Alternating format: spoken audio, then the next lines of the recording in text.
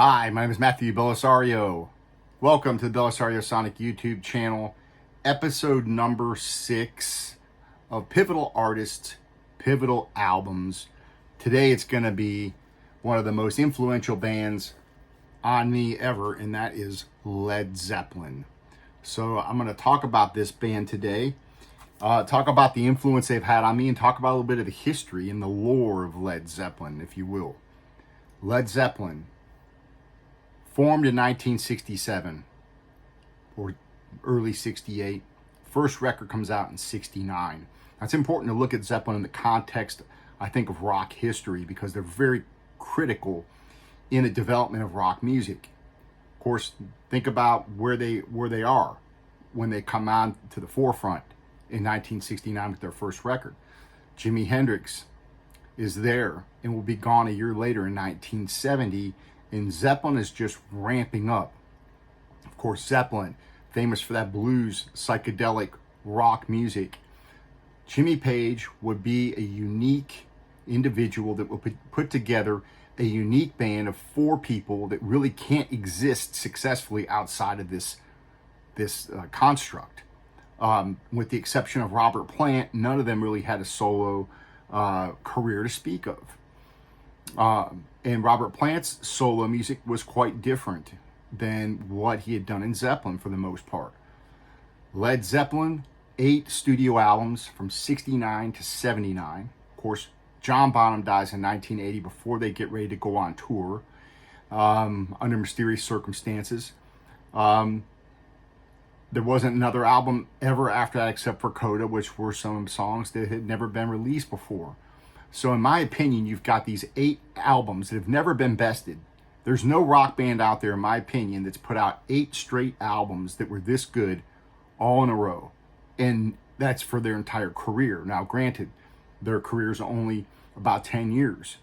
But for those 10 years and those 8 studio albums they came out with, there's nobody that has bested them, in my opinion. Now, Jimmy Page, I'm going to talk about him, because he gets criticized a lot, which kind of ticks me off. They're like, oh, he ripped off all the blues guys.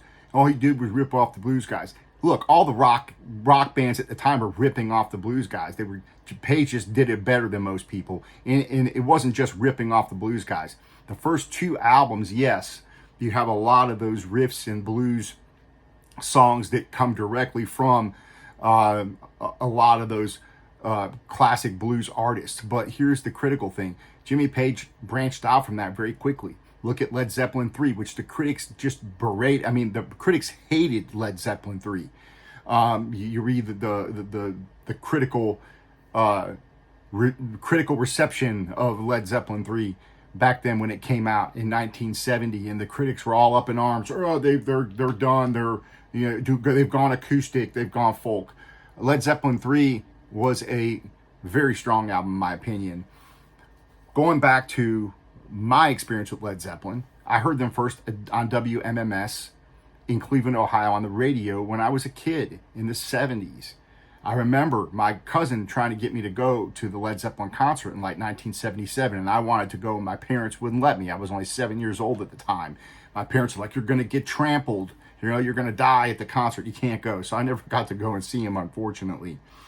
But Led Zeppelin IV, I bought when I was in, I think, junior high school, or maybe my first year in high school, and I started collecting all of them on cassette. So Led Zeppelin IV was the first one, and then I remember going back specifically and buying them one at a time. Led Zeppelin 1, 2, 3, Houses of the Holy, all until I had the whole collection. And I listened to them all the time, riding around in high school in my Ford F-150 and my tape deck, and I wore those tapes out. And then, of course, did buy some of the records, which I'm going to share with you here in a moment. There was also a really mysterious aspect of Led Zeppelin. Now, you have to remember, growing up in the 70s, there was no MTV, so you really didn't know what these guys looked like that much. You might see an advertisement, maybe, or something in a magazine. You might, see them in a particular band, in the album cover, picture them. Led Zeppelin was very mysterious. If you look at their albums, you don't really see them that much, and there's this element of mysteriousness about them. You got 4 guys that basically can't exist outside of this 4-person construct that Page comes up with. And really, the songwriting becomes quite amazing of what Page comes up with and the lyrics that Plant comes up with. And then you got this rhythm section, John Paul Jones and Bonham on drums. And Page is able to get Bonham. Bonham's got this thunderous sound. Page is able to get in the studio and get this sound out of him that's absolutely incredible and really hasn't been duplicated, really, in my opinion. So you've got Led Zeppelin IV was very important for me, and I consider that to be a pivotal album. The next pivotal album for me would probably be Physical Graffiti, which would come out in 1975.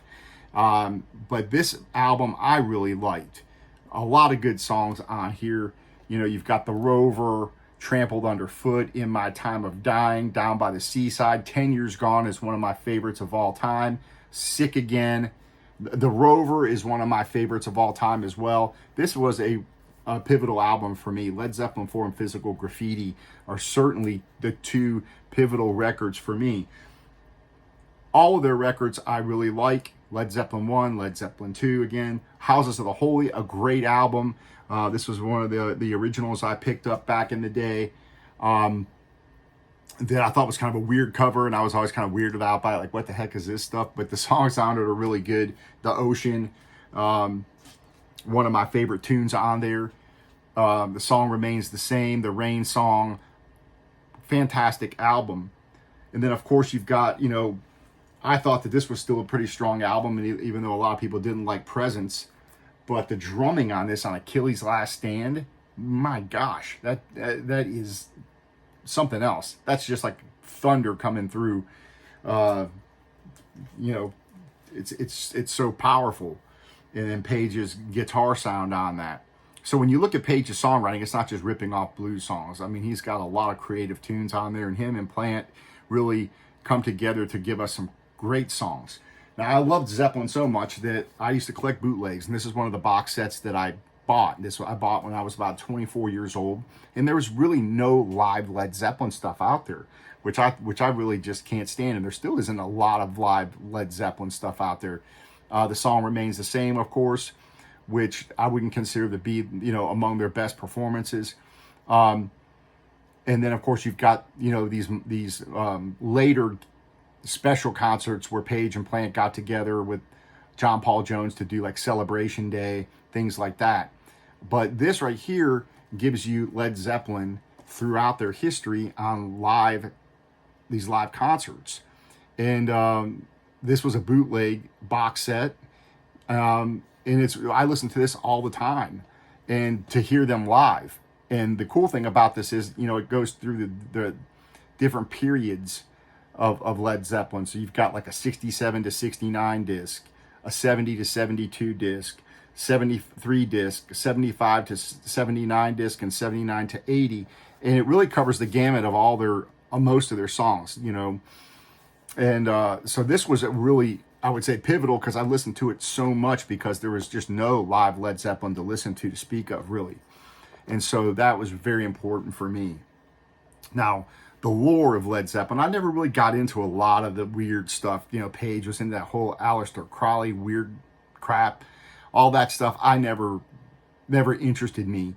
And that's one thing I did want to say in this particular video is, while I respect these guys as musicians and how much influence they had on me as musicians and their music and how much I like their music, I don't look at musicians, rock stars, as my personal heroes or saviors or anything like that.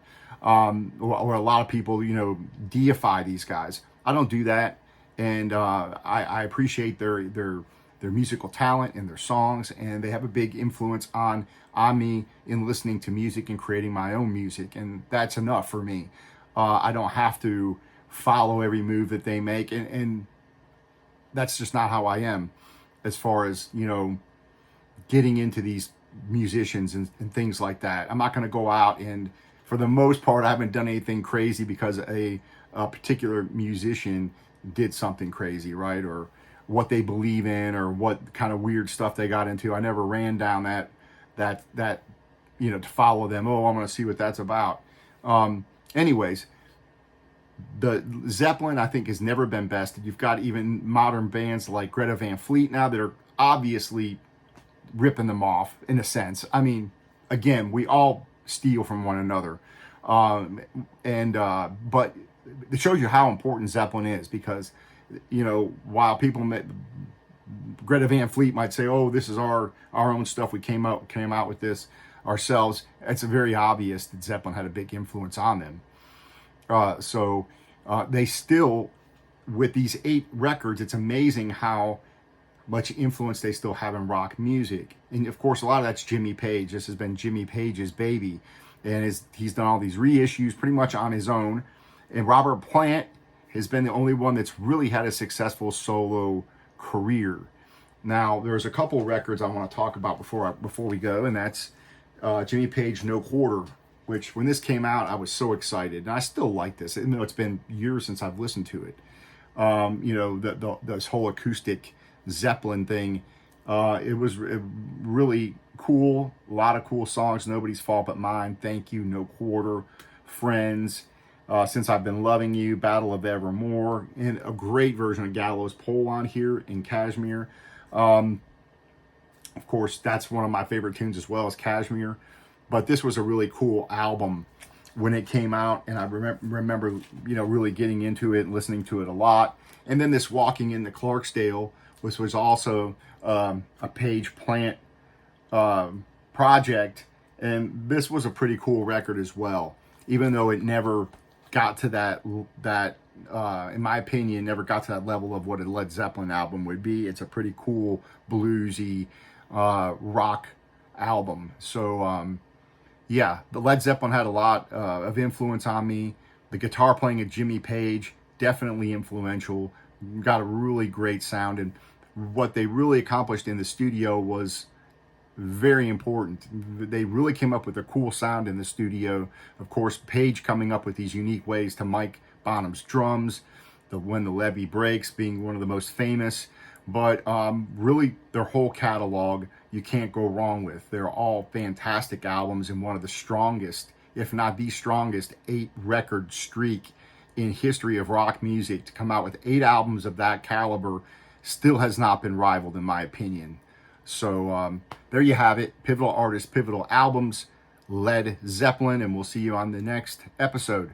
Take care, and thanks for watching, and leave your comments. And if you liked it, give me a thumbs up. We'll talk to you later.